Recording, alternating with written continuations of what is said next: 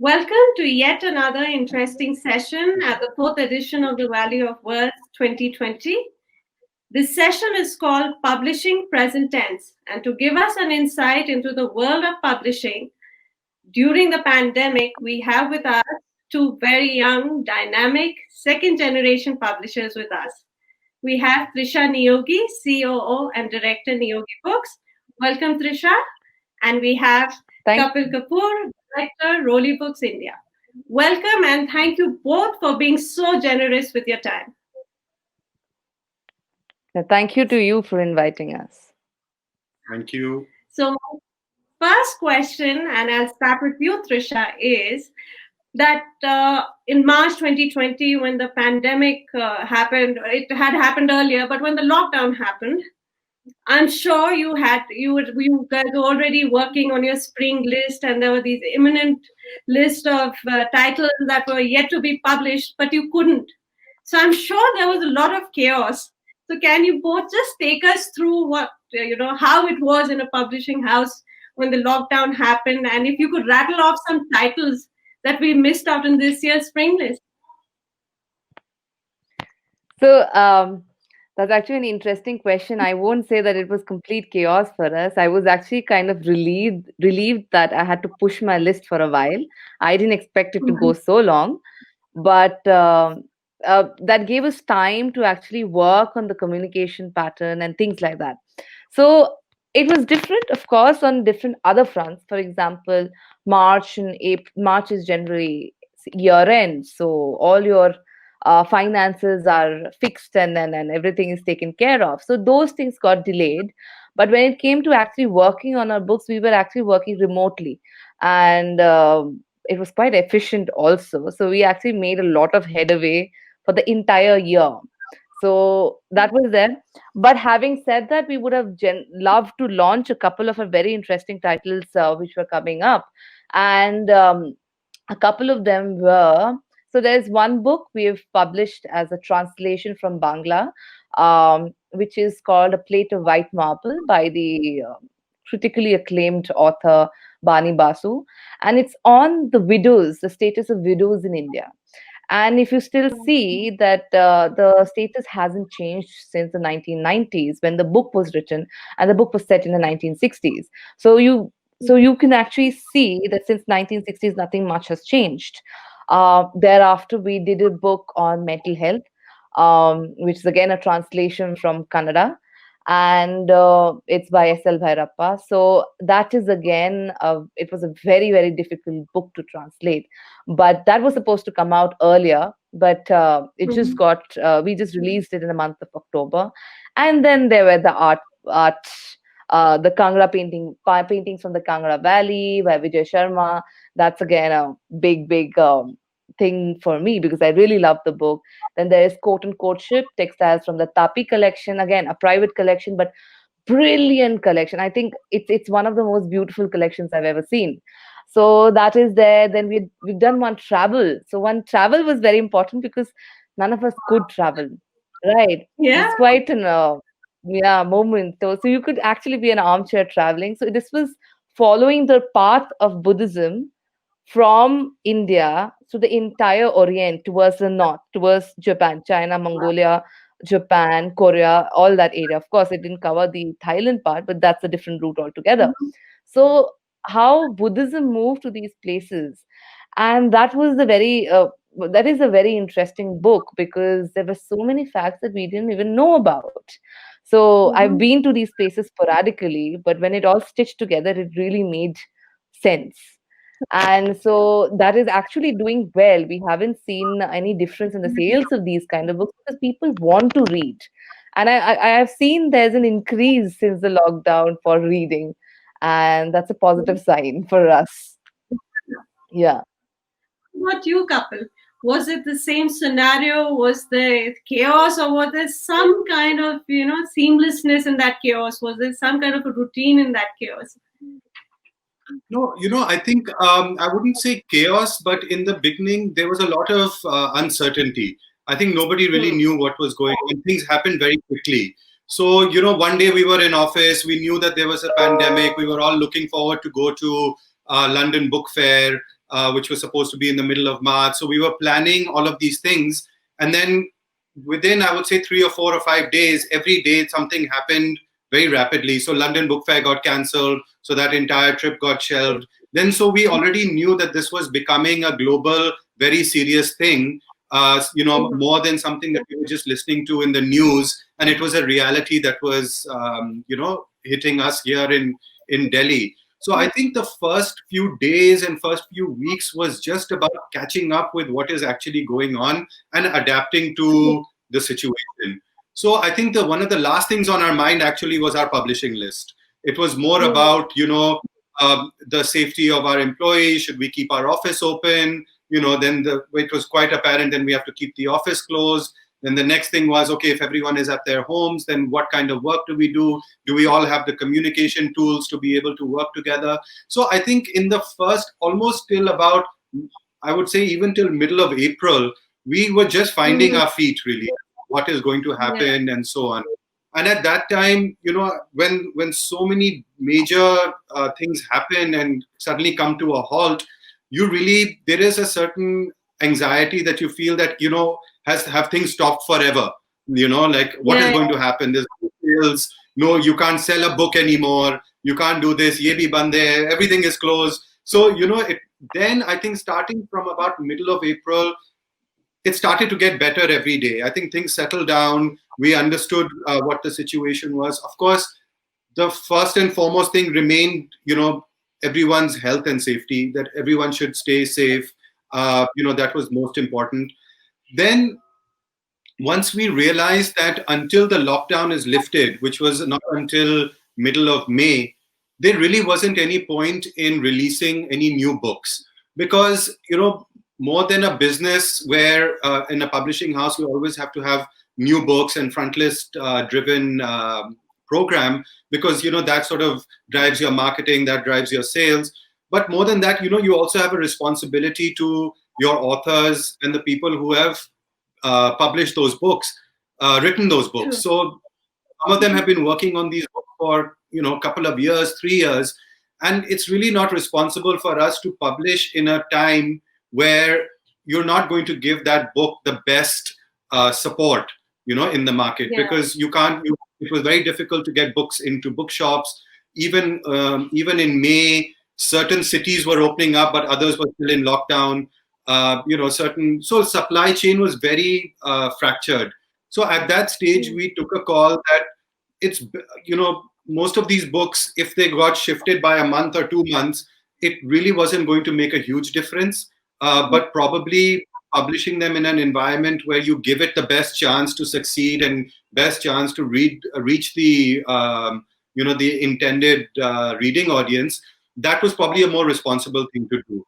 So what we did was, although we had books that were at the printers, we had books that were ready to be printed, we just stopped those because we just thought that let's wait until we are in a position where we can reach the readers effectively, and then let's publish those books. Because no matter how good our marketing is, no matter what we do, if the person who wants to buy the book cannot buy it because the bookshop is or the courier delivering to their house is not coming, then really, it's a wasted effort.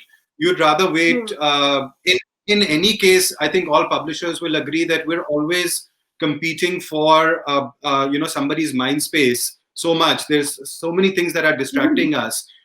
When you do a effective marketing or a communication, you really want that person to buy that book immediately, because you're in their mind space.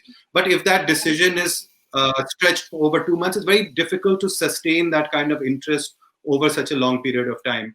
So we did push our publishing list, not because of anything else other than we wanted to see where the supply chain was and how effectively we could get books to.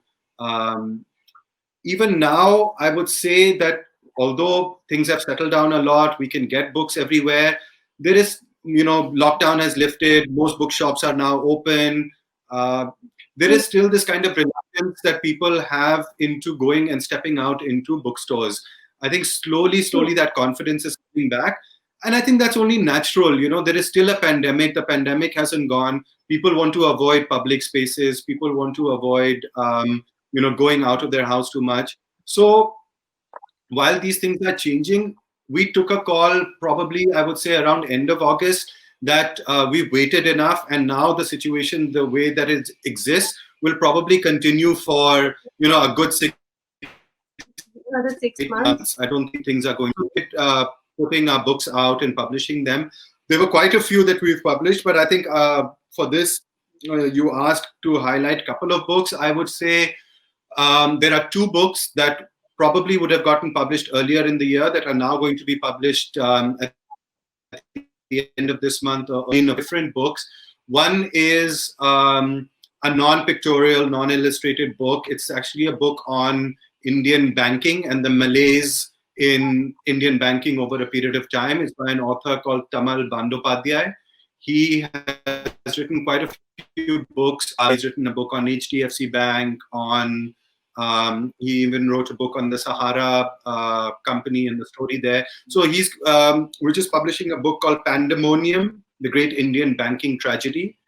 And so this is quite an interesting book because he talks about everything that has really affected the Indian banking ecosystem, right from demonetization to NP frauds that took place. So it's a very interesting book. It's also quite a timely book. Also, given what has happened in this entire pandemic time and this personal finance and moratoriums on loans and EMIs and so on. So I think it's a very interesting book that's going to be coming out. That's one. The second book is quite different from this. It's an illustrated biography of His Holiness the Dalai Lama. This is a book that we've been working on for about close to 3 years. So it's it's been quite a journey. It's very interesting for two reasons. One is, obviously there are many biographies that have come out on His Holiness. He's written his autobiography as well. So while the story is really well known, this book is slightly different because it's a completely illustrated biography. It's pictorially led. So there are a lot of rare images right from the time that he was a young boy in Tibet, crossing over his time in Dharamsala. So a lot of unseen pictures, a lot of unseen images. So that makes it unique. The second thing that makes it quite unique is the author of the book is somebody who was his personal aide, a personal secretary for over 40 years. So he really traveled with him right from late 60s until early 2000s when he retired. So it's a very intimate, personal kind of a narrative that's in the book. So we're quite excited about that. This is also going to be published.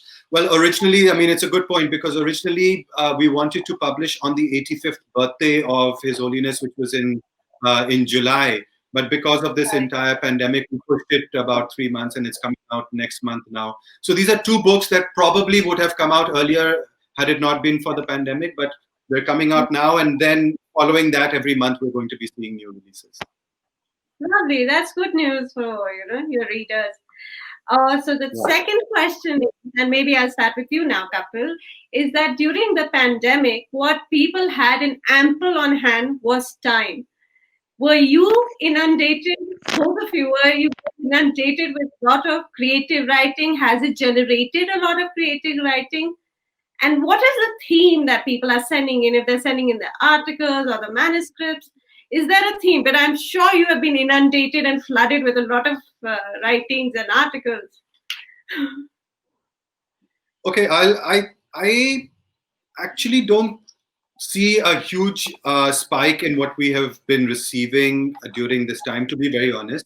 It's kind of been consistent, the submissions that we get. What has changed during this time is just our outlook on the kind of list that we want to put out.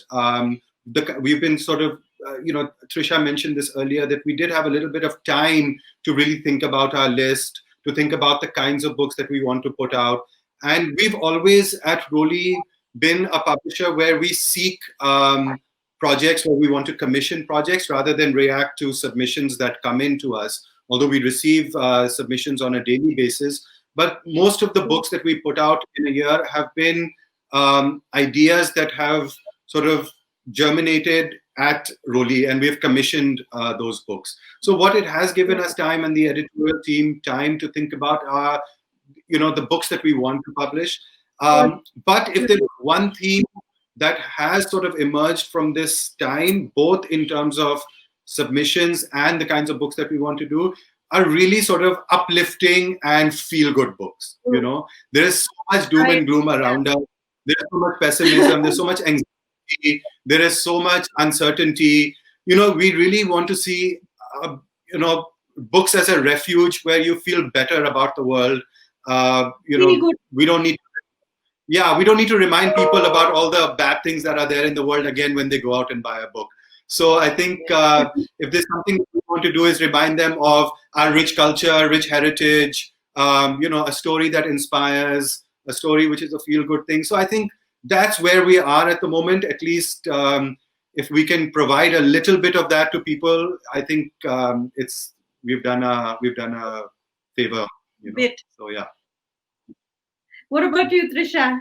Inundated with, or has it generated creating writing? So I'll say partially it is my fault. At the same time, I think we were flooded by a lot of manuscripts, especially after May.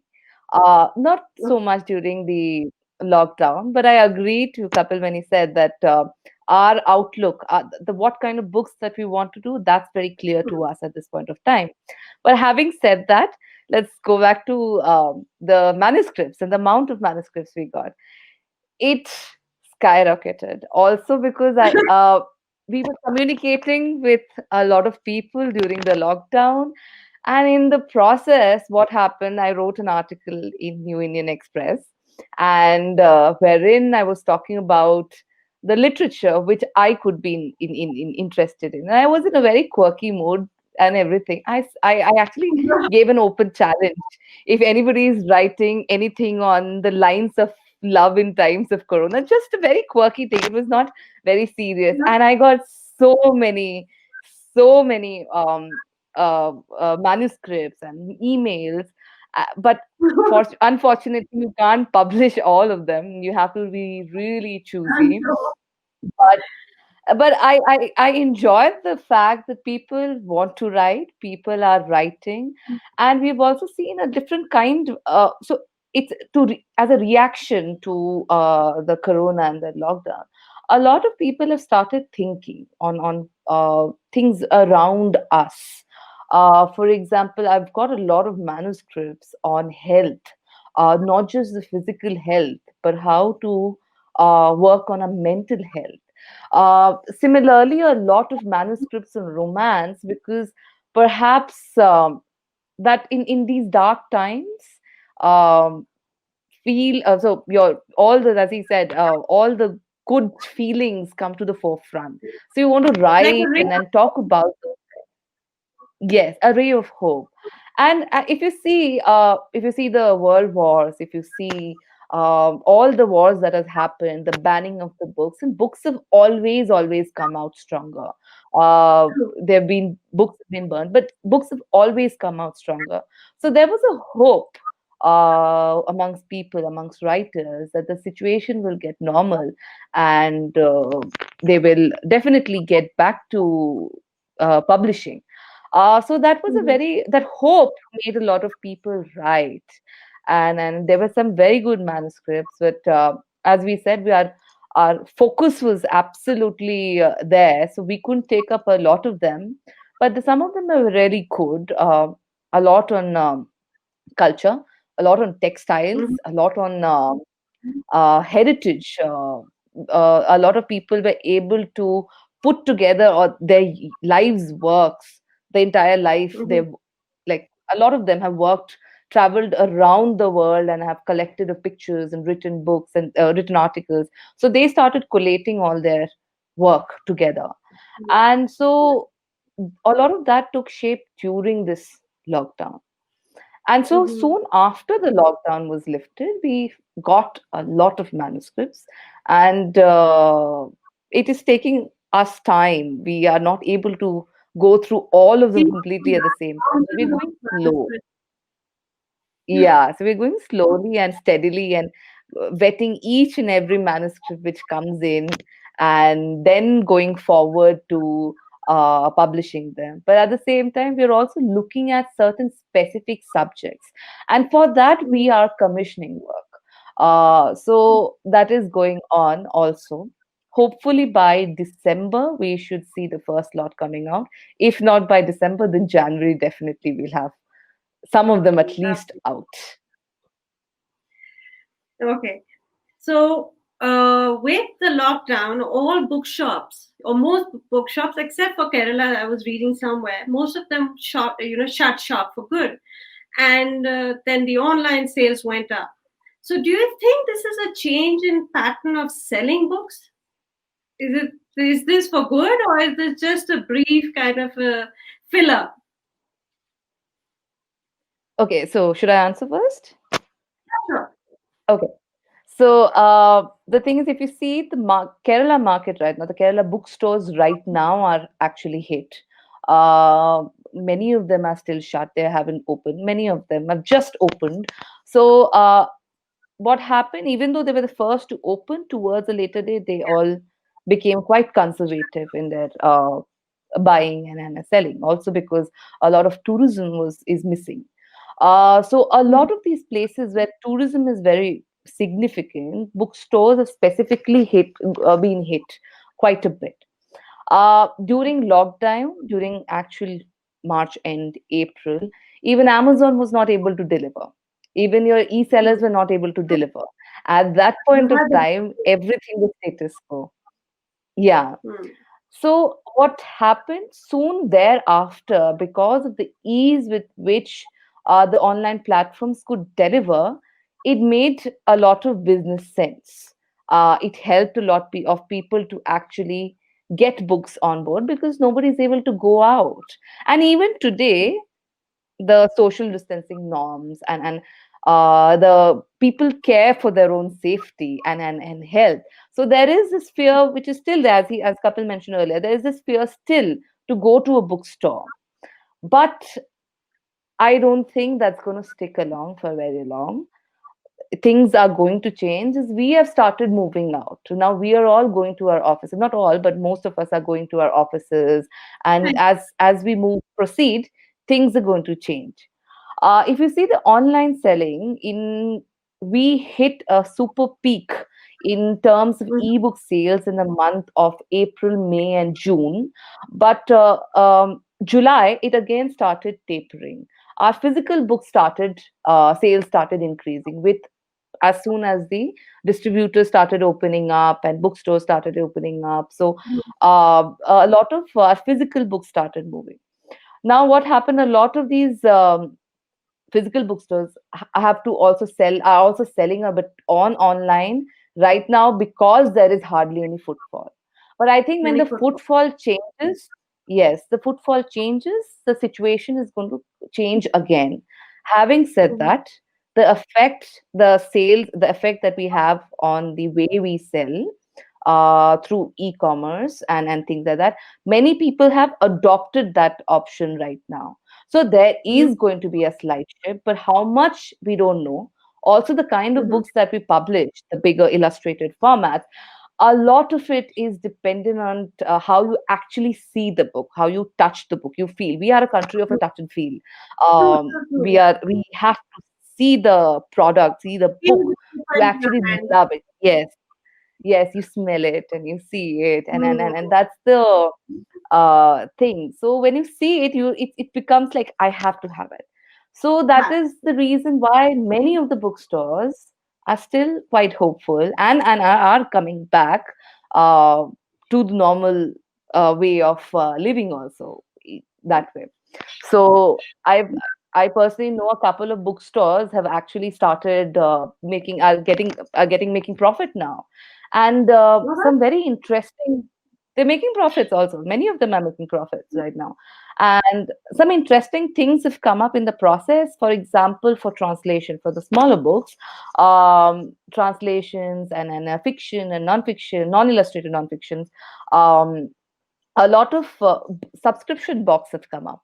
So a lot of people are subscribing to this new model of getting new books, for discovering new books. So that those kind of innovations are happening. So it's not a very easy answer whether we have moved to one format or the other, but innovations are happening, and it's quite a refreshing time also at the same time to see people thinking out of the box. What about you, Kapil? Yeah, I mean, I'll echo a lot of what Trisha said. The thing with online versus physical book stores is during this time is not just for the books category. In across the entire product category, no matter what it is, right from groceries to clothes to no matter what you want to buy, medicines. It's moved because of the restriction and the sort of the unique situation we're in with this pandemic. People are preferring to get whatever they can delivered to their homes rather than going out and buying them. And I think this is a global scenario. If you see the spike of sales for any e-retail platform anywhere in the world, they've seen unprecedented growth during this time.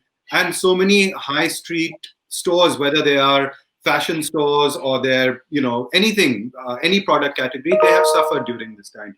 So just the entire nature of this pandemic has favored online and e-retailing businesses, because just this whole nature of sitting in the comfort of your home, ordering things and things getting delivered, being safe. But having said that, I think bookstores were very entrepreneurial as soon as they were allowed to open and start deliveries and couriers opened up. People started, these hyper local delivery systems. They tied up with delivery people like Swiggy and Dunzo and all of these guys who were on their bikes delivering books. So bookstores, I found during this time, were a lot more innovative and entrepreneurial than they have been for many years, actually. So I found bookstores, they've gotten very active on Instagram. They've gotten very active on their direct marketing to their customers. Now, these are really welcome changes, because traditionally, a bookstore would be a place where they would invite people in. Maybe they would do a couple of events or a couple of book signings, and that would be it. That's the extent of the marketing that a bookstore would do. But during this time, I think the entire book retail industry has really come to the fore to say that, there are these certain sets of challenges that have been put forth, and there are these supply chain issues that are beyond our control. But having said that, what can we do to, to sell books to our customers? The good thing is they have a loyal customer base. People are used to going to a particular bookstore to buy their books.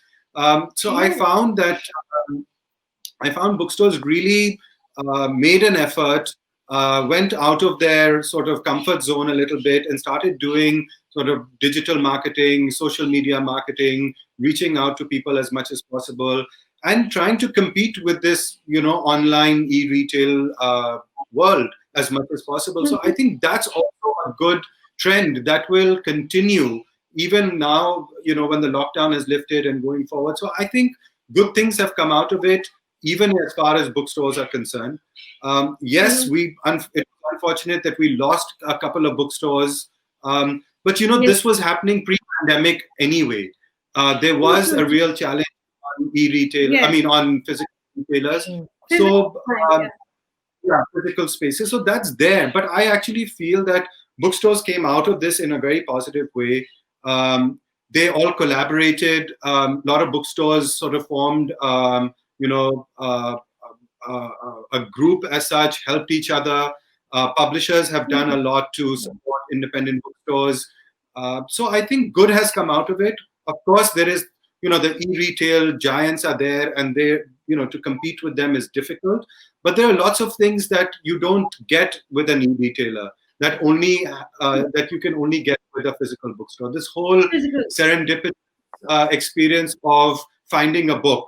You're never going to, you will not discover a book or an author or a subject online. You go online, that you're interested in business or in in romance or in crime, and you look for those books and you buy those books. When you're in a bookshop, you might be looking for something, but there is something else on the shelf next to it, or there's something lying there on the table, or you meet someone there who recommends a certain book.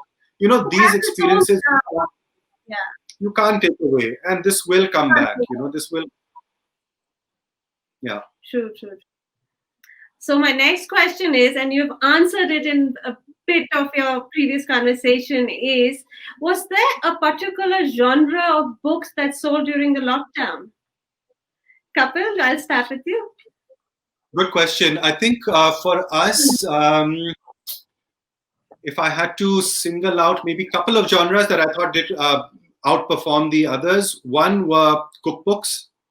We sold a lot of cookbooks during this time. I think a lot of people were at home cooking. They had time. They were experimenting. That's one category of books that I think outperformed than normal. And the other, I would say, would be biographies. Some of our biographies did quite well. These are two genres that I would say did better than others during this time. Cookbooks for sure. We really did well with our cookbooks during this time. What about you, Trisha? So I was just about to say biographies did very well for us. They were in demand even during in the lockdown. I used to get calls. I need this one. I need this one. Can you help me with that? I was like, yeah. So biographies did very well. But for us, we think there was this one specific book that did extremely well. It was called The Butterfly Effect, and it's a Cli-Fi. So that book did extremely well because people resonated how a pandemic snowballs into.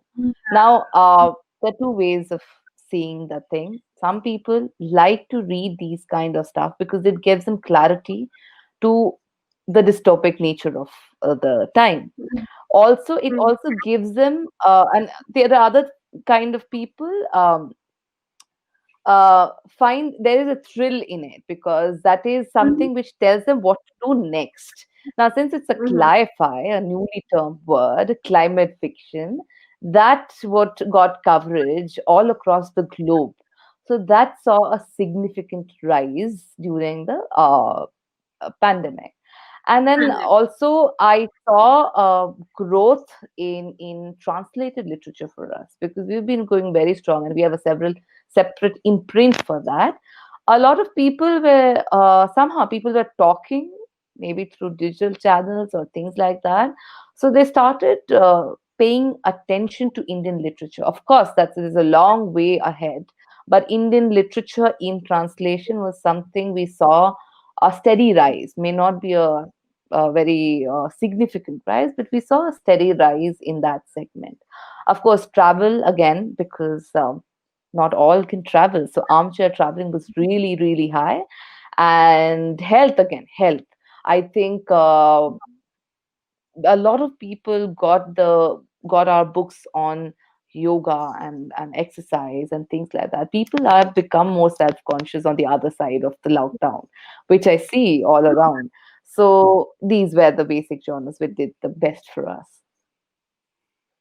Okay, anyone who wants to answer.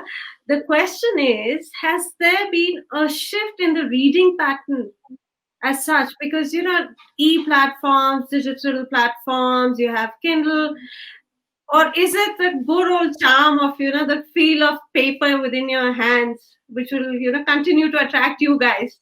So do you want to, there has been a change, in reading pattern. People are more comfortable reading online, like you said.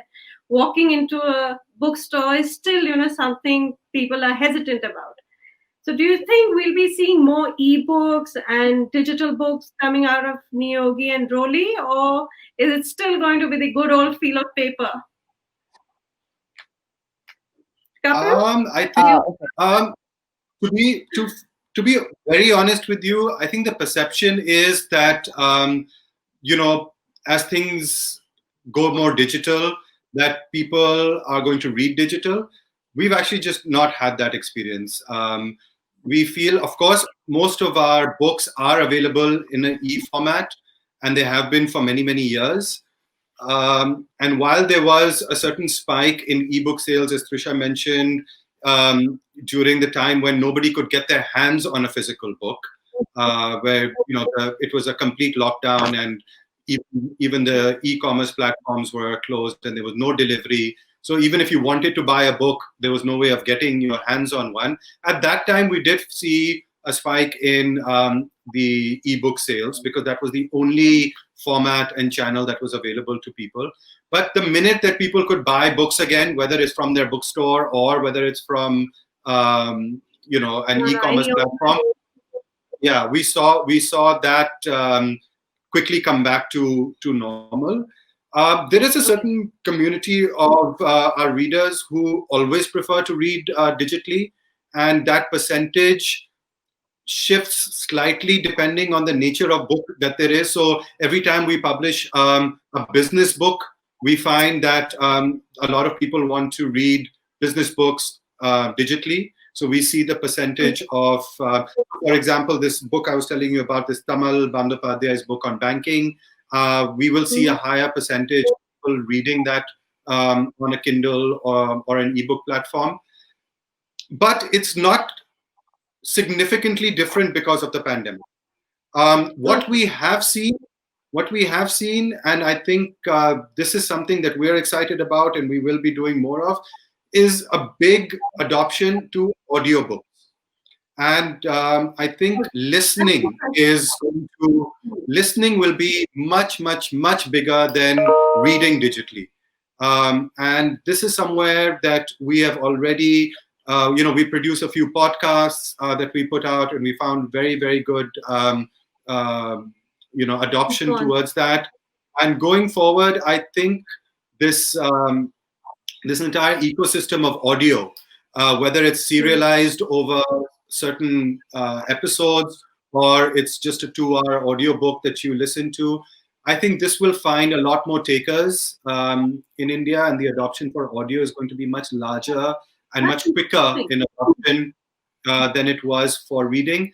And the reason I say that is, one is because you're able to multitask when you're listening, that you're not entirely able to do when you're reading digitally. You're able to continue with either you're commuting, either you're cooking, you're exercising. You can do a lot of these things and continue to listen at the same time. So you're not having to fight for attention with these different activities during the day. Whereas if you're reading, whether you're reading a book or you're reading digitally, it's a singular activity. You cannot be doing other things at that time. So that's one reason. And the second reason, I think, is just as a culture, an Indian culture, we're used to listening. Whether it was going into large gatherings and listening to somebody telling you, whether it's a mythological story or whether you were being told about, anything to do with religion or spirituality, we're used to being in, communities, just listening to somebody.